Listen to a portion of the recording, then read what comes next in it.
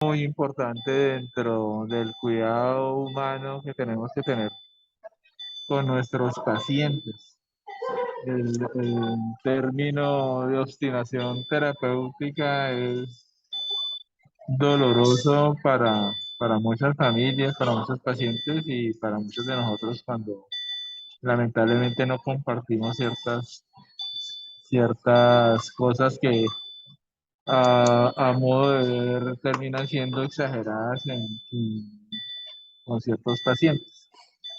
Esa parte que tú nombras de que se tomen decisiones en grupo y en equipo, yo creo que son bien importantes porque a veces encontrarse con esas diferencias entre el pensamiento de un médico y del otro, la actitud del médico del otro y las intervenciones del médico y del otro, a veces generan confusiones en la familia que terminan generando problemas a partir de esa confusión.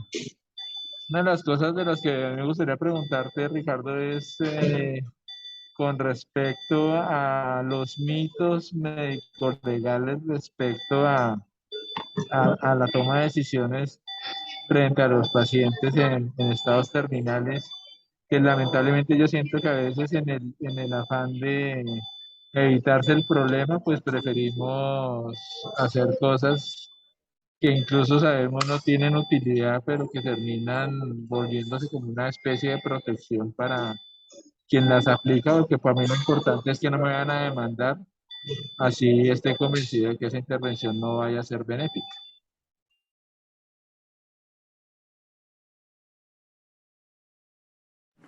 De acuerdo, doctor. Yo creo que, a ver, ahí yo podría responder esa pregunta de varias formas.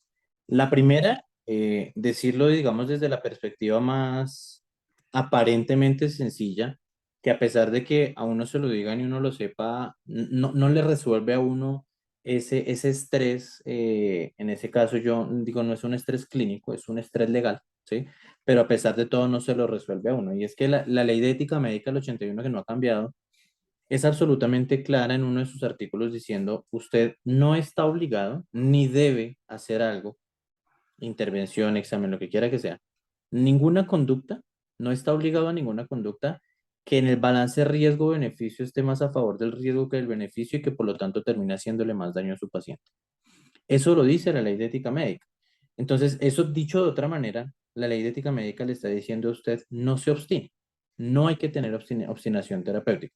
Lo que pasa es que la obstinación terapéutica, eh, digamos, tiene dos escenarios. El escenario en el que la familia está de acuerdo con la obstinación y el médico está de acuerdo con la obstinación, pero en el fondo, digamos que no se cree que se esté obstinando, que es el peor de los escenarios, o se sepa que se está obstinando, pero como estamos de acuerdo en que vamos a seguir hasta el final, no importa lo que pase, y la familia está de acuerdo, entonces al final quien termina pagando los platos rotos es el niño enfermo que no se va a curar y se va a morir en peores condiciones. Ahí no hay tanto conflicto en el fondo. Bueno, en el fondo sí lo hay, no lo hay es arriba. El conflicto viene es cuando el médico es consciente de la obstinación terapéutica, pretende como médico parar ciertas cosas o no hacer ciertas cosas y la familia está demandando. Yo siempre se los digo de una forma muy jocosa y digamos, espero que nadie se ofenda con lo que voy a decir, pero eso es como si fuera en un justo y bueno o en un de uno o para los más gomosos en un carulla o en un pomona que va a pedir cosas y entonces se comporta uno como si uno fuera el cajero del supermercado. Entonces usted pide y yo le doy, usted pide y yo le doy, usted pide y yo le doy. Y eso no es así. Una unidad de cuidado intensivo, una unidad de cuidado crítico, un hospital y el ejercicio médico no es eso. El problema aquí, y creo que casi siempre ocurre cuando pasan este tipo de situaciones, es porque en algún lado se fracturó la comunicación y se fracturó el entendimiento que tiene la familia de lo que está haciendo el equipo asistencial. Es decir, si desde el principio todo está orientado a garantizar, así como cuando saca uno un televisor de un almacén, le garantizo que el televisor le sale bien y si no usted lo trae, yo se lo cambio. Entonces le garantizo que su hijo se va a sanar y si no hacemos todo lo posible porque se sane y se salve y si no, pues es que eso ni se contempla. Si eso pasa de esa manera y empiezan a irse, como bien, a desarrollarse las situaciones por el camino que nadie desea, pero que podía pasar, pero nunca se contempló que podía pasar, pues es cuando la familia empieza a sentir que las cosas no se están haciendo bien y cuando empieza a haber ese tipo de demandas en términos de haga, haga, haga, haga, porque es que usted me lo está matando o porque usted me lo va a dejar morir. Entonces, cuando llegamos a ese punto, creo que hay varias cosas por hacer. Primero, lo principal siempre es, tengamos siempre en mente que no hay por qué hacer cosas que de verdad le están dañando al paciente y esto está por encima de es que me da miedo que me demanden. Si ese es el temor real, entonces hagamos cambio de equipo asistencial. El médico que lo debería estar viendo no debería ser el mismo y esto es muy difícil porque cualquiera diría, ¿cómo así? Entonces usted tiene el rollo difícil y termina asumiéndolo otra persona. Digamos que sí es difícil, pero mire, la experiencia que yo he tenido es que básicamente asumir esos casos complejos y difíciles cuando alguien más con la mente un poco más fresca llega, para la familia primero es ver otra perspectiva, ver una persona que seguramente ve las cosas diferentes, ver una persona que tal vez le está prestando la misma atención que le estaba prestando a la otra persona, pero para la familia es distinto porque es que él sí le está prestando atención o ella sí le está prestando atención a esto o a esto otro, ¿sí? Poder hacer un alto en el camino y decir, venga, ¿qué se está haciendo? Venga, ¿qué no se está haciendo? Y optimizar un poco la información con la familia y escoger el mejor momento para optimizar esa información con la familia. Porque desafortunadamente no siempre estamos, ni las familias están para recibir cierta información compleja. Y finalmente, que yo creo que es el siguiente paso, si nada de esto sirvió, si definitivamente nada de esto funcionó, pues toca acudir a eso que todos conocemos como el interés superior del paciente, apoyarnos de la parte de trabajo social y de la parte jurídica y decir, mire, si ustedes como papás no son garantes de este interés superior del paciente, pues entonces yo como agente de salud determino o considero y como equipo asistencial que hay otro ente superior que sí debe garantizar ese interés superior del paciente y se llama ICBF y se llama defensor de familia y eso lo podemos hacer a través de trabajo social y de jurídica, y entonces que la custodia de ese niño, junto con la toma de decisiones, pase a un defensor de familia y en ese momento, por supuesto, es el peor de los escenarios. Y si ustedes me preguntan cuántas veces yo he tenido que acudir en el ejercicio a eso, tal vez sí ha sido una, no han sido dos y probablemente me sobren muchos más dedos de la mano para poderlos contar. Pero sí puede haber momentos en donde la mamá y el papá están en el buen sentido y así estrictamente médico de la palabra psicóticos y que definitivamente no entienden nada de lo que se les explique a pesar de todo lo que se ha hablado y se han agotado todos los anteriores pasos, pero nunca, y en esto creo que sí vale la pena hacer énfasis, nada justifica la obstinación terapéutica y menos cuando se es consciente de ella. Y no porque los papás quieran o no quieran, porque muchas veces al final no es que no es que quieran que se hagan 10.000 cosas, es que ven tan cercana y tan inminente la muerte que no lo consideran. O tal vez en otro momento se generó esa falsa promesa explícita o implícita de que sí va a hacer todo lo posible y es que ya se ha hecho todo lo posible, pero en el imaginario y en su multiverso tal vez todavía hay muchas otras cosas por hacer. Entonces creo que esas serían como las recomendaciones, entendiendo que la parte legal es clara, que en ningún lado, pues digamos, sí, podrá ser muy incómodo y todo, pero creo que también es muy incómodo para el equipo asistencial de repente decir, es que yo estoy haciendo esto porque me van a demandar. Si esto está pasando así, si su tarjeta profesional al final es lo que piensa cuando está haciendo las cosas, de un paso al lado, cambie de paciente, delegue esa toma de decisiones, pida una junta para que entre todos terminen tomando decisiones y no todo recaiga sobre usted, porque es que eso también lleva a un burnout terrible y a no tomar decisiones acertadas. Fíjese que al final, cuando actuamos a la defensiva, pues es lo mismo que les mencionaba al principio, y es tomar decisiones en caliente y tomar decisiones con un objetivo diferente. El para qué cambia en ese momento.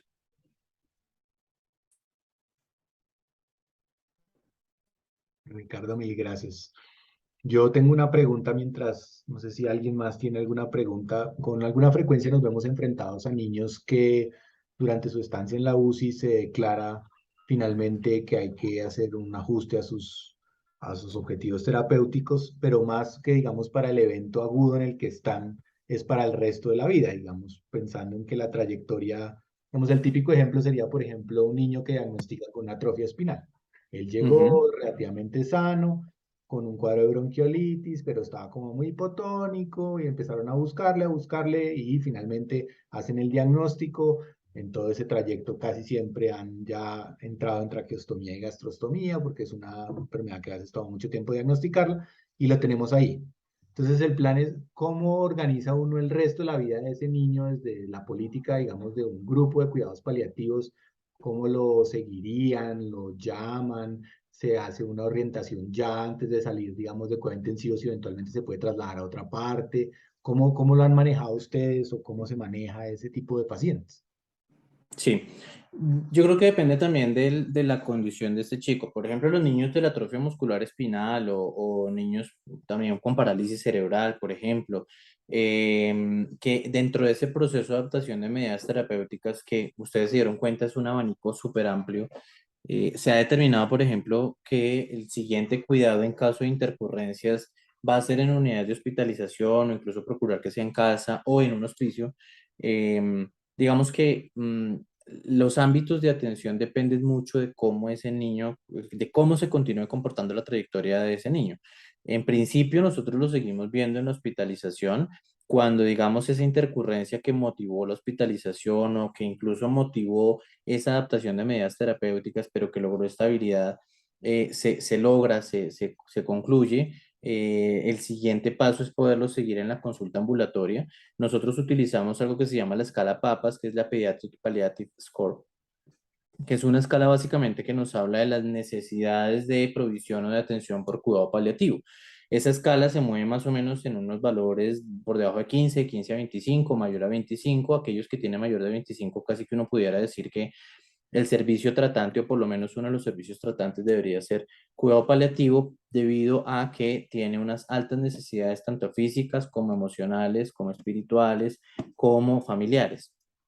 Entonces, con base en esas escalas, en esa escala uno puede definir qué tan seguido lo ve, que, digamos, con base en la esfera que esté afectada, uno puede decir, mire, las necesidades mayores están en el alivio sintomático o definitivamente las necesidades mayores resulta que están es en la parte psicosocial porque la mamá es la única cuidadora y tiene un cuidador cansado terrible, por decirlo de alguna manera. Entonces, depende mucho de cómo se comporta la trayectoria, depende mucho de qué tanto vaya a continuar hospitalizado. Hay chicos que salen de la unidad, pero continúan en la hospitalización y continúan mucho tiempo. Y uno de los casos que ustedes los conocen, creo que del derecho al revés, son los niños que terminan teniendo síndrome de intestino corto.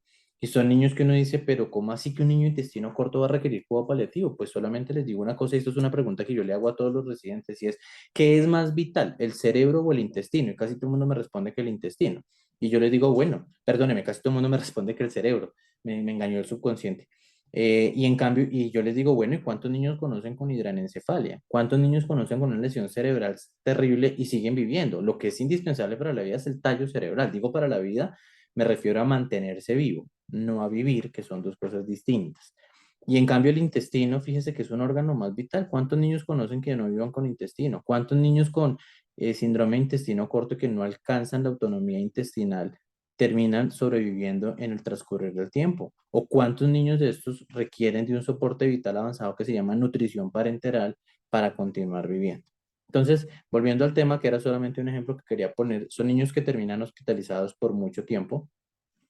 Y la pregunta es bien interesante, Pablo, porque al final hay que también discernir cuándo ese niño que requirió cuidado paliativo y que probablemente requiere algunas intervenciones por cuidado paliativo, debido a que su trayectoria se estabiliza, debido a que, aunque ya se haya hecho un proceso de adaptación de medidas terapéuticas e incluso una planificación avanzada del cuidado, el niño se estabiliza y termina siendo más, o más bien termina requiriendo más provisión de atención por cuidados crónicos que por cuidados paliativos. Y esa es una pregunta interesante o una analogía interesante porque son dos cosas que aunque también van de la mano son distintas. El cuidado crónico, en el caso de los niños, está en cabeza del pediatra de cabecera, ¿sí? Y que a través de justamente esta escala que les menciono de papas, en donde uno puede ver qué tanto aumentan o disminuyen las necesidades de cuidado paliativo, pediátrico, uno puede decir, mire, este niño definitivamente debería moverse de nivel y pasar a tener una atención primaria o principal por cuidado paliativo, entendiendo que el pediatra de cabecera nunca debería desligarse de él.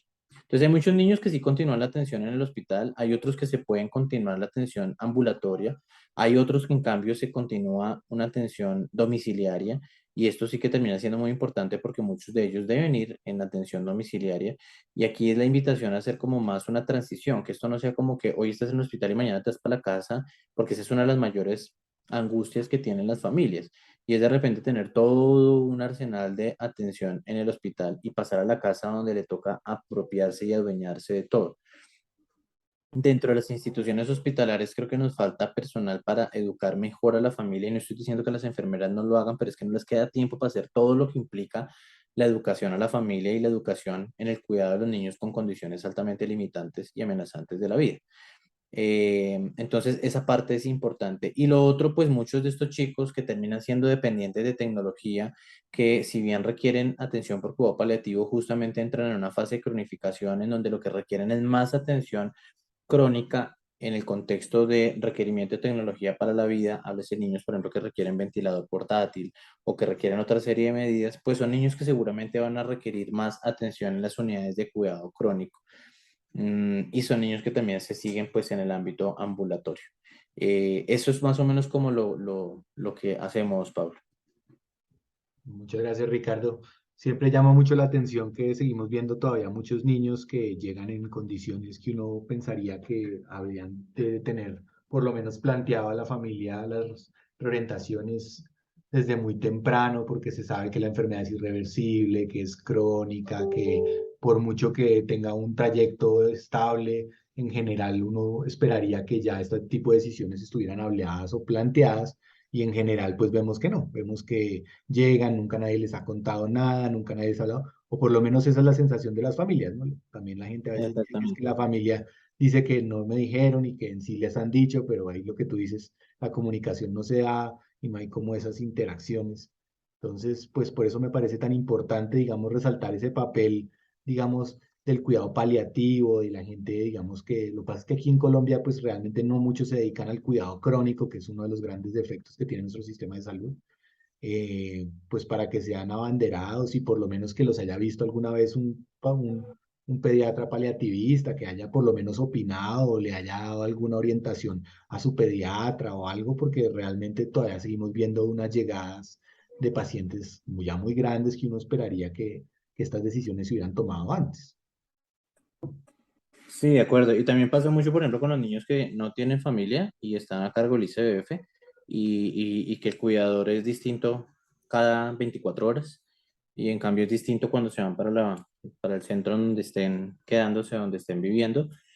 Pero además también es algo que ocurre justamente digamos, la falta de articulación entre las demás instituciones. De alguna manera, digamos, nosotros que estamos en el medio y no, ¿de dónde viene? No, viene de San José Centro, pum, yo llamo a Pablo, ¿qué hubo? ¿Qué pasó con este chico? Cuénteme. O no, viene de tal parte, venga, yo sé que allá está fulanito. O no, este niño lo vieron en el OMI, llamemos a María Laida, llamemos a Ricardo a ver qué ha pasado, ¿cierto? Pero no siempre se logra, no siempre se puede porque, digamos, hay niños que vienen de otras ciudades o que vienen de otras partes o que vienen de un hospital donde de pronto no tenemos a quien poder consultarle sobre este tema y muchas veces pasa eso. Entonces, la desarticulación de los centros de atención también lleva a que la información no siempre sea homogénea y no siempre sea congruente y nos lleva al primer escenario que les planteaba, y es, no tiene abordaje paliativo. Y terminó intubado y terminó de todo, y cuando fueron a ver, no, mentira, sí lo habían visto en fulana en tal parte. Bueno, no importa, es que así se hicieron las cosas, usted obró como debía obrar, y bueno, ya estamos acá. Venga, ¿qué fue qué era lo que se hablado, qué se dijo, qué se discutió sobre la adaptación de medidas terapéuticas, qué se conversó sobre la planificación avanzada del cuidado? Ah, mire, todo esto estaba establecido y realmente con eso estamos solamente alargando la vida. Ah, bueno, yo sí me acuerdo que habíamos hablado de extubación paliativa en algún momento. Ah, mire, yo me acuerdo que hablamos de adaptación de medidas terapéuticas. Venga a ver y miramos cómo lo hacemos. Al final es eso, es tratar de digamos, no siempre estamos articulados, pero bueno, en la medida en la que se pueda y en el camino lo logremos, pues tener en cuenta que pues somos todos parte del mismo equipo. Bueno, Ricardo, muchísimas gracias. Creo que estas semanas han sido muy interesantes. Profe, perdón. No, yo sí quisiera recalcar el comentario final de Ricardo con respecto a la oportunidad de la interconsulta con cuidado paliativo. Entonces, ojalá todas las enfermedades con posibilidad de volverse crónicas, con posibilidad de acortar la vida de nuestros niños, tuvieran una aproximación temprana con cuidado paliativo. Nosotros aquí en el hospital, parte de las valoraciones integrales que reciben los niños de oncología, a pesar de los buenos resultados que cada vez más tenemos, incluyen el acompañamiento de cuidado paliativo que facilita y favorece muchas cosas con respecto al manejo de los niños que lamentablemente van hacia cuidado terminal.